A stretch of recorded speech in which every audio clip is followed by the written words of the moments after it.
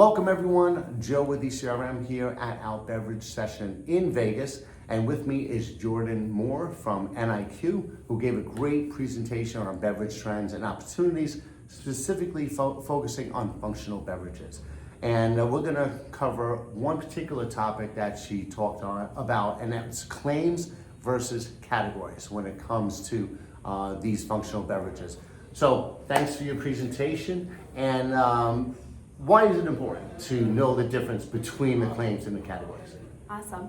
Well, first, thank you so much for having us. It's always so much fun to be at ECRMs and feel the passion that all of the brands have for their products.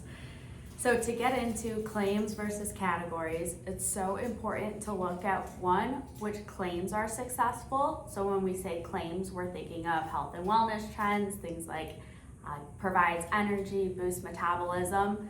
And then it's also important to look at how they're doing in relation to the category.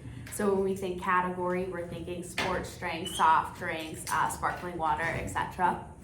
And the reason it's so important to look at both of these things is that a claim could be doing well overall or struggling overall, but then having the opposite reaction in a specific category. And to tell you a specific example of that, when you look at brain health, you can see that it's actually declining overall when you look at total beverage. But when you look at brain health and kombucha exclusively, it's actually growing. So really important to look at both of those things together. And I think especially like for brands that are here, it's important to know that, because even if it's down overall, their particular category may not be down. So they can make sure that to explain that to the buyers. So we're seeing a lot of functional beverages are starting to add more and more claims. You may have one that has the energy, it has the protein, it's good for the gut, it's good for the brain, it's good for maybe sleeping and all that. How many claims are too many to put, it gets to a point you can't like fill the whole thing on the bottle. What's the limit? Is there a limit? Right, really good question. And there are always exceptions to the rule, but generally we see when products have 2 claims on the packaging, they see the most success.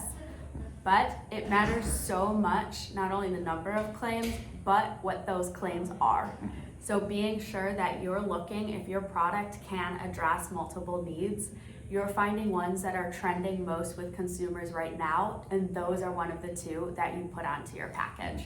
So this is something that could change over time. So let's say, as an example, so I have maybe 4 different things that I could address, right? Whether it's gut health, brain health, energy, metabolism.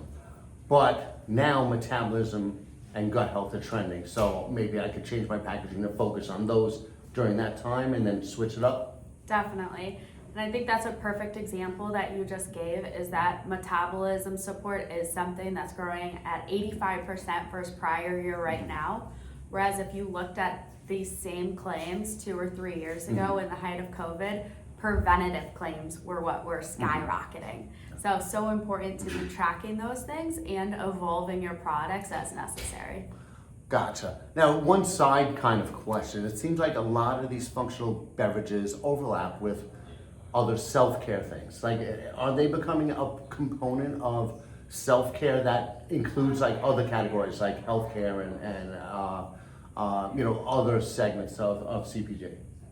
Definitely. I know for me personally, when I'm shopping, I'm trying to be more of a wellness consumer. So definitely looking to spend my money on products that I feel good about. And we're seeing the same thing happening across total CPG, is wellness is up across many different categories because consumers are looking to feel good about what they're buying and feel good about what they're putting in and on their body.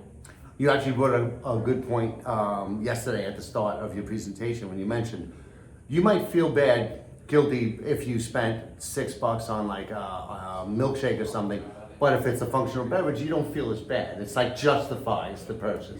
Right, I can feel really good about my cart and spending what is now always a very high grocery bill when I feel like the products I'm buying are good for me. Okay, so it's an investment in health rather than just spending your money unwisely. So Awesome. Well, thanks again for the presentation. Yes, thank you for having us.